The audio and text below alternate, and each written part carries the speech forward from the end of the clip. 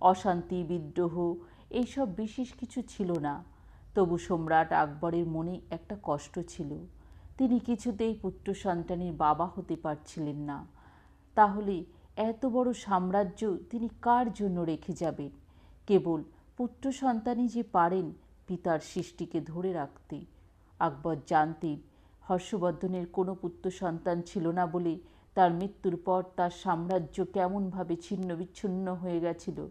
লক্ষ্মী ছাড়া হয়ে গেছিল তার সাম্রাজ্য। এমন যদি নিজের সাম্রাজ্যেরও পরিণতি হয় তবে তিনি তা মানতে পারবেন না।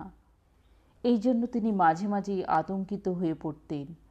আকবরের প্রিয়তমা সম্রাজ্ঞী রাজপুত রমণী যোধাবাই বিষণ্ণ সম্রাটের মুখোমুখি হয়ে বললেন, আমি জানি কেন তোমার মনে এত দুঃখ। আমি কিন্তু বিশ্বাস করি আমার গর্ভে তোমার পুত্র সন্তান আসবে।